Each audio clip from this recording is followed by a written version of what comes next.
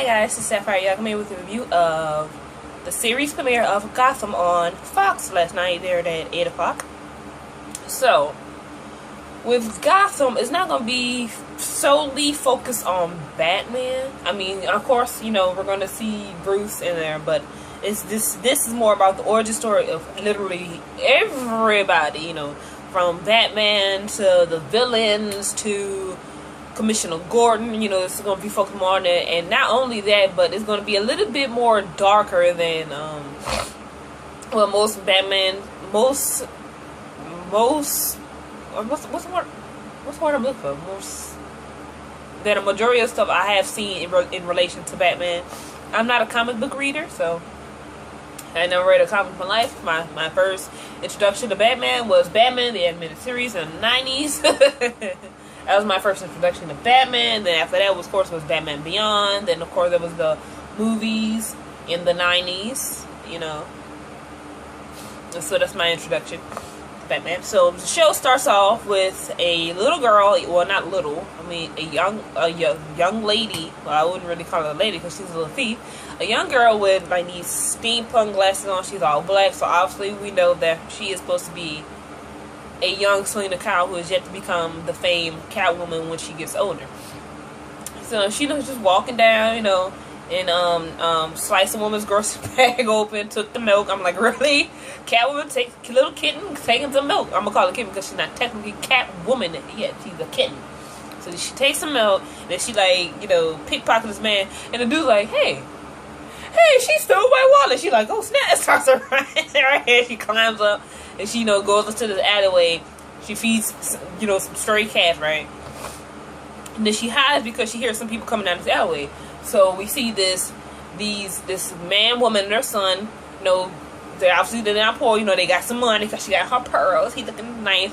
And my thing is though, why of all things to do, you are leaving a theater. Why would you go down a dark alleyway? That alleyway is like when I mean it's dark, it is freaking dark. The alleyway is straight up dark.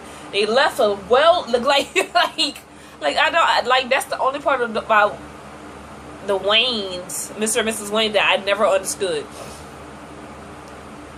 The street they show you is like literally lit up. It's full of people, so they wouldn't have easily gotten.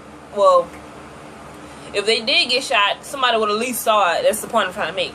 They leave a well-lit area with people to go down a dark alleyway to get home, to catch a cab.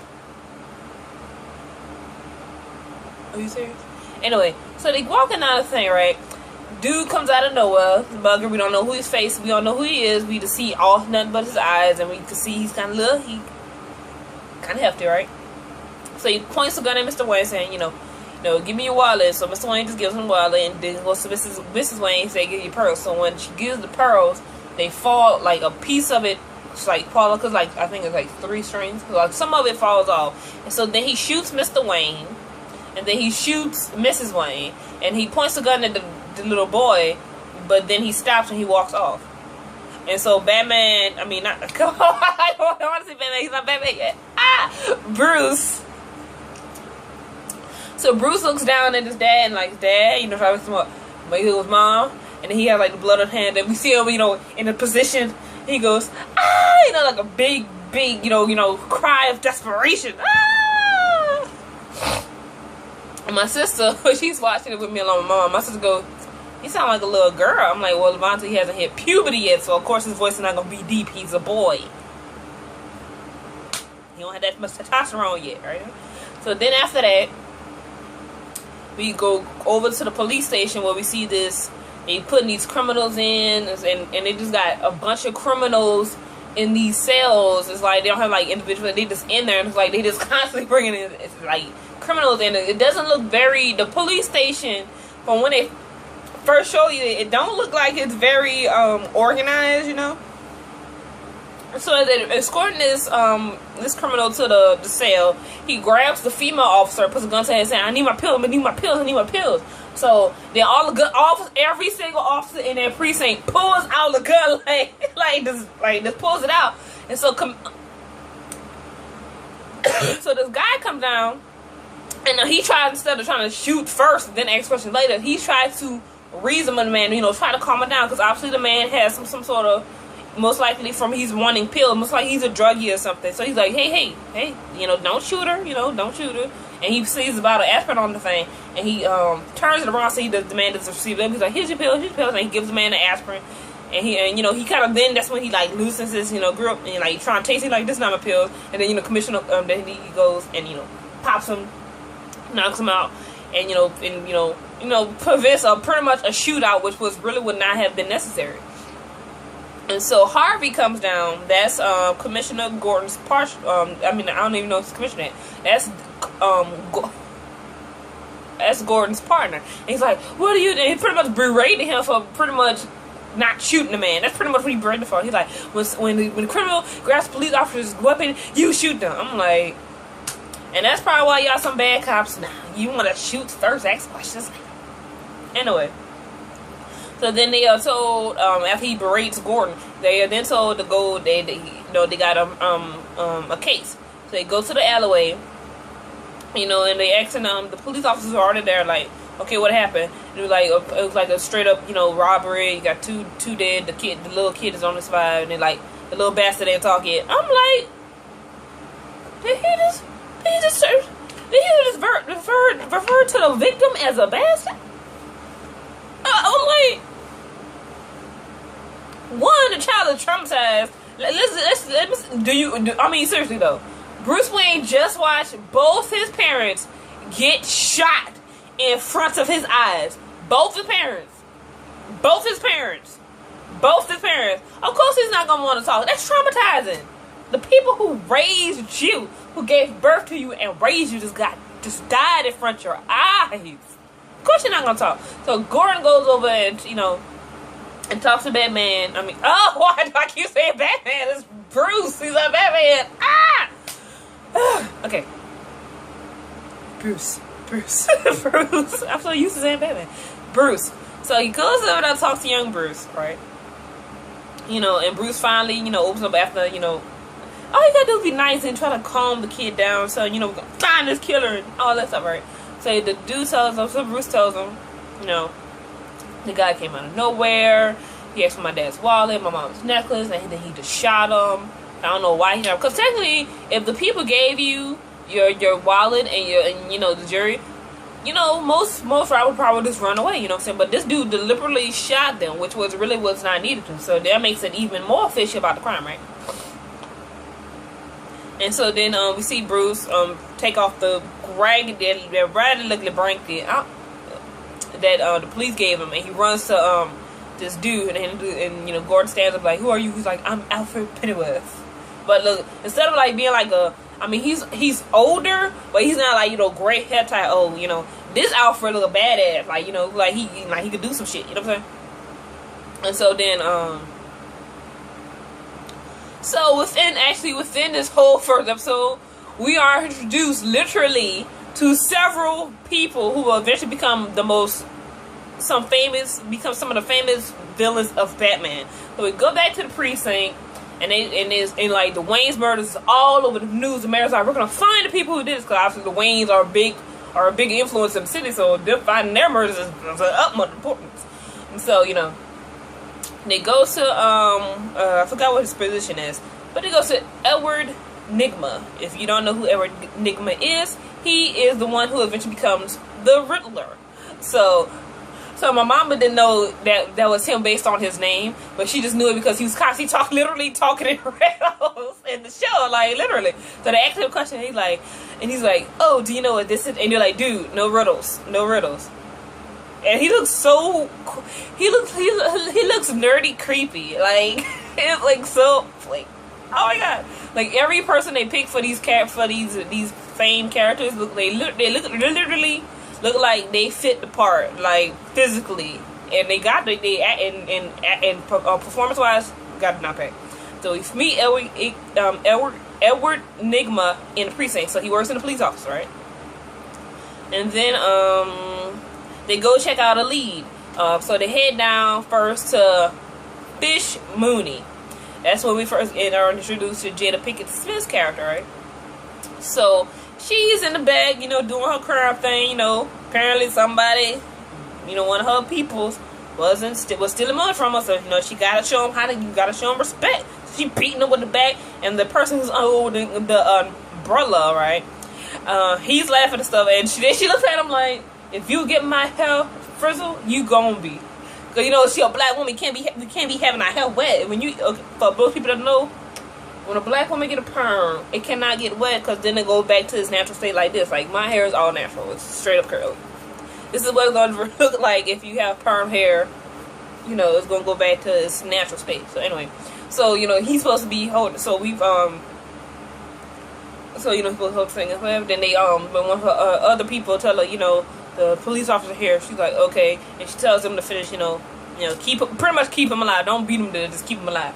But she walks in and, you know, says, Harvey. So actually, Harvey and Fish Mooney, they got a little something going on. But that's this, you know, person he goes to when, you know, because this is her turf. The murder happened on turf, so of course maybe she would know some stuff about it. So they you know, question her, and then Gordon is hearing like this dude screaming in the back. So he's like, "What's going on?" She's like, "You can go check it out if you want. You know, pretty say you can go check it out if you want to, but this is kind of how it, you know, works around here." So he goes in the back to check what's going on. This Penguin. Oh my God, it's out. Why do I keep calling everybody by their superhero villain name? Stop it. Oswald Cobblepot. That's the dude that was holding the umbrella. He literally looks like he would be a penguin. Like he has a very pointy nose. Like, you ever seen penguins? He got like a pointy nose. Anyway, so he's having fun beating the crap out of this dude, right? But then it's out when Gordon comes around. Gordon doesn't necessarily stop them, because, you know, they're gonna be like, hey, it's okay, like, you're the new guy, like pretty much telling him you're the new guy, but this is how it rolls around here. This is how this works. You know, you're not gonna come in here and try to be the good guy, be the good cop. This is how this works around here. We beat these people up, you don't say shit. You know, pretty much this is how it's gonna work. So he go back in, and then Harvey leaves after he done finished talking to Fish Mooney, and they head off. So then they end up getting told that this guy named Pepper, who has been, you know, got some stuff on him, like, you know, theftery, rape, stuff like that. They go visit him in his house. So they knock on the door, this little girl answers. Her name is Ivy. That's like seriously a dead giveaway of who she's supposed to be, right? And so they allowed her to come in, and you could tell that she said at first she didn't want to live in there because she's like, Daddy is mean. So obviously Daddy is abusive. Because then we walk in, because they get in, and Ivy goes off, and she's literally, is literally messing with plants, literally. And the wife, obviously she's scared of her husband, because obviously he beats her too. And her man's like, you know, pretty much questioning him about the Wayne's murders, because apparently they're looking for the pearls that Mrs. Wayne had. So they're looking for her, right? And the dude makes himself even more guilty when he runs away. So Gordon's chasing him, right, and the dude's shooting at him, and Gordon pulls out his gun, and he has a straight shot to shoot the man, but since Gordon is a good cop, he doesn't shoot him, you know what I'm saying? But my thing, you could at least shot him in the leg, you know, to stop his fat ass from running. I'm just saying, you could at least shot him in the leg and the ankle. You know, nowhere that would be, you know, nowhere up here that would actually be a cause of death, you know, but something down below, like, bust out his kneecaps, you know. So then they end up going to the alleyway, and they fighting and stuff, and dude pulls a knife on him and is fighting, and so Harvey shoots your boy. So they, shoots him, right, and, you know, they go back to precinct, everybody like, yeah, they got the killer, woo, woo, they saw the case, woo, you know, everybody's excited, right? So then we see these two other officers who is male and female, and they are like outside. Oswald comes into the back of the car and pretty tells him that, you know, Fish Mooney set up Mr. Pepper and blah blah blah. And so obviously we get a sense of Oswald's character as pretty much he's a little bitch and a little snitch. Like, oh, you like to snitch on people, right? But obviously he snitches on Fish Mooney because later in this, we see more of what he's pretty much afraid of her. He's afraid of her, which he has every right to be. But he also wants to rise up in the ranks. And given the fact that he eventually becomes the Penguin, and her name is literally Fish Mooney, it makes sense he would have this way about her, because technically penguins eat fish. See where I'm going with this? Okay. Right, and so then he pretty much is a little snitch and tells these people this, and so that's her name, Montonia. I know because I'm calling her Lady M because I'm not gonna sit here and try to remember names. So he tells Lady M and her partner. So later M goes over to Gordon's house. His wife is there, Barbara. You know, she looking all sexy, like hey. So anyway, she goes in. She just busts up in the mug like, your husband has set up Mr. Pepper and stuff like that. And Barbara's like, what are you talking about? He's like, he set up Mr. Pepper. And so they're pretty much saying that your husband is not really a good cop because he set up this poor innocent man, which the man technically is not innocent because if he did, crimes and rapes and shit. Anyway, so she comes in saying, and Barbara's like, no, he's not. And Barbara, then M's like, does he really know you? And Barbara's like, dude. She's like, then she goes, does he know you like I know you? I'm like, oh shit. Oh snap! Did she have some gay stuff going on in her past with Lady M? Oh, or is she, or is some like you could take that two way literally, because the way their dialogue on, you could say that maybe Barbara and Lady M in their college days did the lesbian experimentation that majority of apparently women do in the high school college. They like the gays and gay activities, and all of a sudden, as soon as it's caught over, they're not gay. It was just something they wanted to try out, and now they're straight again. No, if you do that, you're gay. I'm sorry. Anyway, or you're at least bisexual, at least. Or you could say that maybe Barbara got some other sort of, maybe she got some criminal activity type secret that Gordon don't know about. Your past is your past, son. What? Anyway. So then she leaves, right? So then Gordon comes in and goes back to the wife and the husband, Barbara and her Gordon. And then she says, did you afraid of man? And he's like, where did you hear that from? And she says, well, Lady M told me. And he's like, oh, really? Right? So he goes up to the precinct where she at. And he's like, did you tell my wife that I'm afraid of man? And she turns around like, yeah. Yeah. She's like, yeah, but you know what? I shouldn't have done that. No, you wanted to do that. You wanted to go up to his house and tell his wife that you're spiteful. Anyway, so then a bad dude comes out when Gordon grabs Lady M. Lady comes like, is there any problem? He's like, no. So now Gordon's like, okay, if this man Pepper is not the one who killed the Waynes, then who did? So then he decides, to go back to doing some detective work, right? Some detective work. Then everything points back to Fish Mooney. So he decides to go question Fish Mooney. She's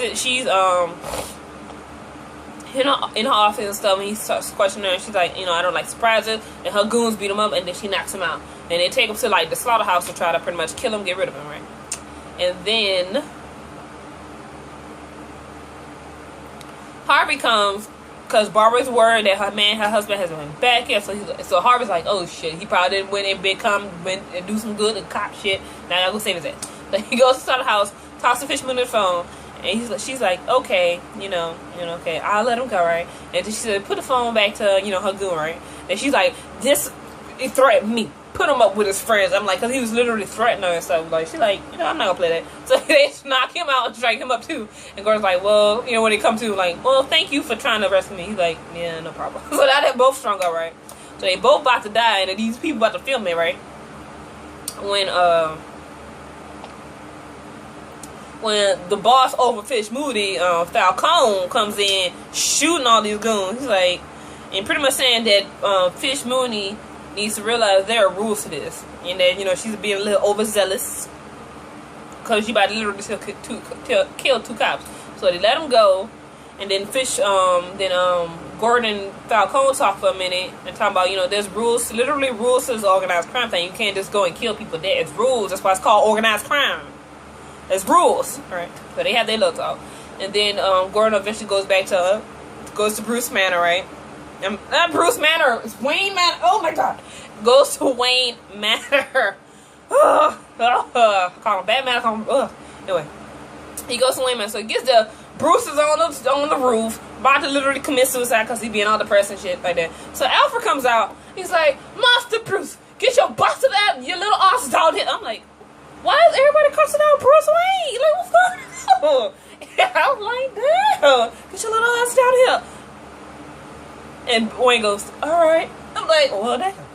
Well, good thing he has Alfred does. God damn. So he goes down.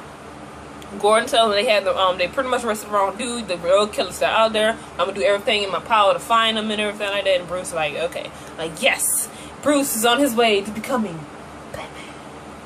Anyway, so that was that part. And then we go back to Fishmoon, and she's having this comic audition for the club, this club thing. You know, she's eating and stuff like that. You know, and then she realized that okay, there's somebody among her people had to tell those cops that, you know, that she hid, that she pretty much planted the pearls on your boy, right? So she has Oswald, you know, serving her and stuff, and then she goes and tells him, you know, massage your feet. And he's like, you know, massage your feet. And she pretty much like, you know, you snitched on me. And that's when we see his hands get shaken like he has a wrong foot. He's like, no. And she's like, I'm pretty much saying, you know, I took you under my wing. I raised you, and I loved you like you was my own child. And she takes the chair and beats him with it like, God damn, right? So then later, we see Oswald in the back of Harvey's car, and saying that for them, they're pretty much saying that for him and for, you know, everybody else to trust Commissioner Gordon, he has to kill Oswald. Now, Gordon is pretty much literally the good cop. So you tell him to do something that he's not used to. And he's like, I'm not going to do that. He's like, you kill people in the military. I'm like, that is different. He's like, pretty much, that is a different situation. That's literally a life or death situation. And people like, if you don't kill them, they're going to make me kill you. They might go and kill Barbara. And, you know, pretty much saying this shit is going to hit the fan. So he takes House of Cardboard to the end of the pier, right? Harvey is only seeing everything from a distance. So he tells Oswald to call Pot, and he has like the gun back to the head. He's like, and he tells him, don't come back to Gotham again. So he pushes him off the pier, and as he pushes him off, he shoots a gun, so it makes it look like he shot Oswald in the head, right? But he didn't. You know, because he's a good cop. He's not going to do that, man. Yeah, he's a little snitch, but that doesn't mean he need to die. You know, I'm not going to do that, you know.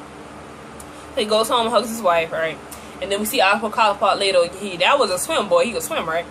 And he comes upon this man just fishing, slices his neck and eats the sandwich. I'm like, damn, you could have just punched him in the face and ate the sandwich. You didn't have to kill him.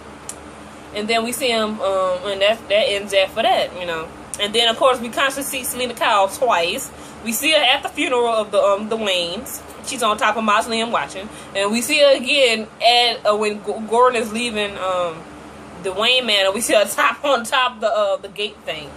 Like, obviously she has taken a fascination with Bruce Wayne, which obviously will later develop into an interesting relationship. So that is all for Gotham. That was pretty much a really good episode. I loved it. You know, it's different. I love different takes on stories that you already know. I love it. And I love the fact that it's a little bit more gritty and darker. And literally, we were introduced to a bunch of villains in one show. We got introduced to Ivy. And that was the thing about Ivy, because her name in the show is Ivy Pepper, but in the comics, she is Pamela Isley. So my best guess is what's going to happen is she's going to eventually change her name when she gets older. Like, you know, like to give herself a new identity, to hide herself, to leave the past, you know, this abusive past behind her. That's my best guess of why she changes her name. That's going to be my best guess. And, oh, look, the sun. And then we got Elric Nigma. We met him, the Riddler, Oswald, Cobblepot, Penguin. Who else? Riddler, Penguin, Selena Kyle, Catwoman. I think that's everybody.